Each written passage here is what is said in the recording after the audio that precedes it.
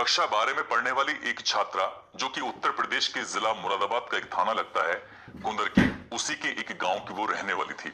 18 मार्च 2022 को वो होली का पर्व मनाकर अपने घर पर नहा रही थी। इसी बीच में उसके घर में 3 दबंग घुस आते हैं। उन 3 दबंगों ने उसके नहाते हुए का अश्लील वीडियो बनाया, फोटो भी उतार लिया। उसने विरोध किया तो उसने दबंगों ने उसके साथ गंदी हरकतें करना शुरू कर दिया। छात्रा इस बात को लेकर बेइंतहा परेशान हो जाती है, अपने पिता से पूरी कहानी बयां करती है।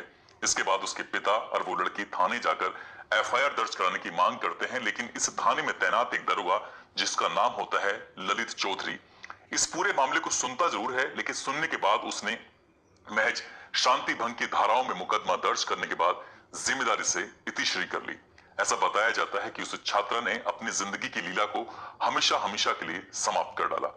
इसके बावजूद भी उस दरोगा ने इस घटना से कोई सबक नहीं लिया और भविष्य में उसने एक ऐसी घटना की जिस घटना के बाद पूरे उत्तर प्रदेश की पुलिस जहां जहां तक ये बात पहुंच रही है, वहां वहां के पुलिस वाले उस दरोगा को लेकर थू थू कर रहे हैं, क्योंकि उसने जो काम किया है वो वाकई अपने आप में बहुत शर्मनाक है। आज की कहानी उसी दरोगा की है जो दूसरी बार अपना मुंह छुपाकर मुरादाबाद से सीधा पीलीभीत भाग गया है। आज की जो सच्ची घटना मैं आपको सुनाने जा रहा हूं, सच्ची घटना है उत्तर प्रदेश का एक जिला है अमरोहा। दरअसल बात कर रहा हूं 3 जनवरी 2024 की। एक महिला कांस्टेबल एसपी से मिलने के लिए, यानी कुंवर अनुपम सिंह से मिलने के लिए अपने इंतजार कर रही थी अपनी बारी का। तभी उस महिला कांस्टेबल को आवाज लगती है। आवाज लगने के बाद वो महिला कांस्टेबल जैसे ही एसपी के सामने जाती है, आंखों में आंसू थे और रोने लगती है। एसपी ने पूछा कि क्या बात है, तुम इतना परेशान क्यों, क्या बात है? जब उसने कहानी बताई तो वाकई उसकी कहानी दर्दनाक थी। दरअसल वो बताती है कि वो मुरादाबाद के एक मझोला थाना लगता है जो हाईवे के किनारे है। उसी मझोला थाने में हेल्प डेस्क पर वो काम करती थी, उसकी पोस्टिंग होती है। इसी बीच में एक दरोगा उसके पास से गुजर रहे थे। दरोगा का नाम होता है ललित चौधरी। ललित चौधरी ने उस महिला कांस्टेबल की तरफ देखा। देखने में महिला कांस्टेबल थोड़ी अच्छी सुंदर होती है। तभी पूछते हैं कि तुम कौन हो, कहां की रहने वाली हो? उसने अपना नाम बताया। उसने कहा कि मैं अलीगढ़ का एक गांव है, मैं वहां के रहने वाली हूँ। जैसे ही उस महिला कांस्टेबल ने अलीगढ़ के उस गांव का नाम बताया तो दरोगा ने कहा एक बार फिर से बताओ कि तुम्हारे गांव का नाम क्या है। उस महिला कांस्टेबल ने अपने गांव का नाम फिर से बताया। तभी वो मुस्कुराने लगा, हंसने लगा। हंसते हुए बोला, ये तो बड़ी इत्तेफाक की बात है, जो तुम्हारा गांव है वही तो मेरा ननिहाल है। जब इतनी बात सुनी तो उस महिला कांस्टेबल ने पूछा कि आप कहाँ रहते हो? तो उसने कहा कि जो आपके बगल वाला जिला है, यानी कि बुलंदशहर है, मैं वहां का रहने वाला हूँ। जैसे ही उस महिला कांस्टेबल से बुलंदशहर का नाम लिया गया तो महिला कांस्टेबल को ऐसा लगा कि कोई जिससे अपना मिल गया। जब प्रदेश में कोई अपना मिलता है तो उससे आत्मीयता, उससे नजदीकियां बढ़ना स्वाभाविक है। रात की ड्यूटी लगी हुई थी और दरोगा ने उस महिला कांस्टेबल से कहा कि तुम रात में जाओगी, थोड़ा परेशान हो जाओगी, इसलिए मेरे साथ चलो, मैं तुम्हें छोड़ देता हूं। महिला कांस्टेबल इसलिए मना नहीं कर पाई क्योंकि उससे रिश्ता था, क्योंकि उसने दावा किया था कि उस लड़की यानी कि महिला कांस्टेबल का जो गांव है वही दरोगा की ननिहाल है, उसकी माँ का मायका वहीं का है। जैसे ही महिला कांस्टेबल ने ठीक है, कोई दिक्कत नहीं है, वो उसके साथ जाने को तैयार हो जाती है। और ये पहला बार वाक्य था। अब इसी तरह से महिला कांस्टेबल से वो दरोगा किसी न किसी बात पर, किसी न किसी बहाने से बातचीत करने की कोशिश करता था और उसे अपने साथ उसे छोड़ने का कोई ना कोई बहाना ढूंढता था। धीरे धीरे ये एक शुरुआत थी और शुरुआत जब ऐसी चलती चली जाती है तो उस महिला कांस्टेबल से उस दरोगा की थोड़ी नजदीकियां बढ़ जाती हैं और मौका पाते ही एक दिन उसे वो अपने कमरे पर लेके जाता है और कमरे पर ले जाने के बाद उससे थोड़ी नजदीकियां बढ़ाता है और उसके साथ शारीरिक संबंध बनाता है। हालांकि उस महिला कांस्टेबल ने इस बात का विरोध किया, लेकिन दरोगा ने कहा कि कोई दिक्कत नहीं, कोई परेशानी नहीं है, यदि ऐसा कुछ होता है, कुछ भी गड़बड़ होती है तो हम दोनों शादी कर लेंगे, वैसे भी तुम समझदार हो, वैसे भी तुम बालिग हो।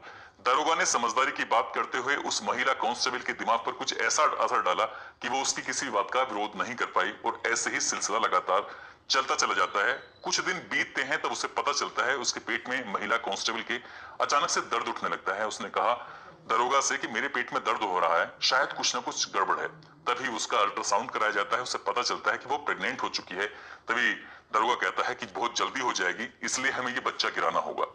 कुल मिलाकर कुछ इसे ऐसी दवाइयां खिलाई जाती हैं जिस दवा के खाने के बाद उस महिला कांस्टेबल के पेट में जो बच्चा पल रहा था वो उसका गर्भपात हो जाता है और वो फिर एक सामान्य जिंदगी जीने लगते हैं। लेकिन कुछ दिन बीतने के बाद फिर से उस महिला कांस्टेबल के साथ उस दरोगा की नजदीकियां बढ़ने लगती हैं और जब उसे मौका मिलता था तब उसके साथ वो शारीरिक संबंध बनाया करता था, गंदा काम करता था और वो महिला कांस्टेबल विरोध भी करवाने की स्थिति में नहीं थी, क्योंकि उसने उसके दिमाग पे पूरी तरह से हावी हो चुका था, पूरी तरह से कब्जा कर लिया था। दूसरी बार भी ऐसा होता है कि वो महिला कांस्टेबल फिर से गर्भवती हो जाती है, गर्भवती होने का अपना कारण बताती है, कहती है कि मैं फिर से गर्भवती हो चुकी हूँ। वो फिर से उसको कुछ ऐसी गोलियां खिलाता है जिससे उसका गर्भपात हो जाता है। फिर कहानी आगे बढ़ जाती है। एक दिन इस दरोगा का फोन इस महिला कांस्टेबल के पास रह जाता है और इसी बीच में एक फोन आता है। जब फोन पर उधर से महिला की आवाज आती है, वो पूछा जाता है कि तुम कौन बोल रही हो। वो बताती है कि तुम कौन बोल रही हो। अब दोनों महिला, यानी कि एक तरफ महिला कांस्टेबल होती है, दूसरी तरफ एक और महिला होती है। उस महिला का दावा था कि वो इस दरोगा की बीवी है, उसकी पत्नी है। इस बात को महिला कांस्टेबल बिल्कुल जानती ही नहीं थी कि ये दरोगा शादीशुदा है, और इसी बात को देखते हुए पूरी कहासुनी होती है। महिला कांस्टेबल अपनी जिंदगी से जुड़े हुए कुछ सच बताने की कोशिश कर रही थी और उस महिला ने बिल्कुल सुनने को तैयार नहीं थी। इस बात पर भी इनकी कुछ कहासुनी हो जाती है, कुछ बात आगे बढ़ जाती है। जब बात आगे बढ़ती है तो इस बात को लेकर ये जो महिला कांस्टेबल होती है इस पर ऐतराज करती है, विरोध जताती है, और विरोध जताने के बाद इस दरोगा से कहती है कि तुमने मेरे साथ अच्छा नहीं किया। तुमने न केवल मेरे शरीर से खेला बल्कि मुझे 2 बार प्रेग्नेंट भी किया और दोनों बार ही मेरा गर्भपात भी करा दिया। इस बात को लेकर उसने कहा कि ठीक है, तुम अपनी जिंदगी अलग जियो। दरोगा से कुछ इस तरह की बात करके वो अपनी जिंदगी अलग जीने की बात करती है और साथ ही कहती है कि मैं भी अपनी जिंदगी अलग जीने की कोशिश करूंगी।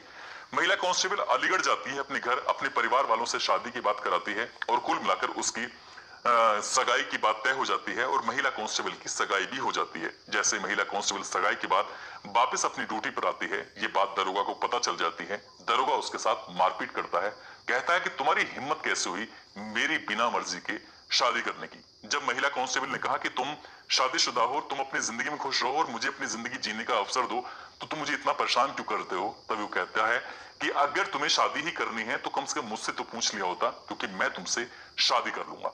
जैसे ही उस महिला कांस्टेबल ने ये बात सुनी, उसे बड़ा आश्चर्य हुआ। वो सोचने पर मजबूर हो जाती है। कुछ वक्त आगे बढ़ता है। इसके बाद फिर से इन दोनों के बीच में फिजिकल रिलेशन बनने शुरू हो जाते हैं। महिला कांस्टेबल परेशान हो जाती है। परेशान होने के बाद अपना मुरादाबाद से अमरोहा के लिए ट्रांसफर करवा लेती है और एक दिन उसके पेट में फिर से दर्द उठने लगता है। यानी कि 19 दिसंबर 2023 को जब उसके पेट में दर्द उठने लगता है, उसने जब अपना चेकअप कराया तो पता चलता है कि वो तीसरी बार भी प्रेग्नेंट हो चुकी है और इसी बात की जानकारी वो उस दरोगा को देती है। दरोगा ललित चौधरी से कहती है कि मैं तीसरी बार प्रेग्नेंट हो चुकी हूँ, आखिरकार करूं तो क्या करूं। तभी उससे दरोगा कहता है कि ठीक है, जैसा तुमने पहली बार 2 बार दवाइयां खाई हैं, ठीक वैसे ही दवाइयां खा लो और बात खत्म करो। जब महिला कांस्टेबल ने कहा कि मैं इस बार दवाइयां नहीं खाने वाली हूं, मुझे परेशान मत करो, तभी वो दरोगा कहता है कि अगर तुमने ये काम नहीं किया, तुमने दवाइयां नहीं खाई और अपना गर्भपात नहीं कराया, तो देख लेना तुम्हारे जो वीडियो हैं, तुम्हारे जो फोटोग्राफ्स हैं, उनको मैं सोशल मीडिया पर अपलोड कर दूंगा, तुम्हें बदनाम कर दूंगा। महिला कांस्टेबल परेशान हो जाती है, आखिरकार करे तो क्या करे। इसके बाद उस महिला कांस्टेबल ने कहा कि ठीक है, तुम्हें जो करना है तुम वो करो, अब मैं उच्च अधिकारियों से जाकर इस बात की शिकायत करूंगी कि तुम मुझे बार बार परेशान करते हो। जैसे ही महिला कांस्टेबल ने उस दरोगा से उसकी कथनी, उसकी करनी के बारे में उच्च अधिकारियों को बताने की बात कही, तभी दरोगा थोड़ा सा गुस्से में आ जाता है और उसके बाद मुरादाबाद से सीधा पहुंच जाता है अमरोहा। अमरोहा में जाने के बाद इस महिला कांस्टेबल के साथ खूब मारपीट करता है और मारपीट करता है, फिर आराम से वहां से चला जाता है। अब इस बात को सोचने में इसे कई दिन का वक्त लग जाता है कि आखिरकार करे तो क्या करे, क्योंकि वो लगातार उलझनों में उलझती चली जा रही थी। महिला कांस्टेबल परेशान हो रही थी। ये आई तो थी उत्तर प्रदेश पुलिस में महिलाओं की रक्षा करने के लिए, कानून की रखवाली करने के लिए, कानून का पालन कराने के लिए, लेकिन खुद ही वो अपराध का शिकार हो रही थी। इसलिए परेशान होकर उसने अपने कुछ साथियों से बातचीत की।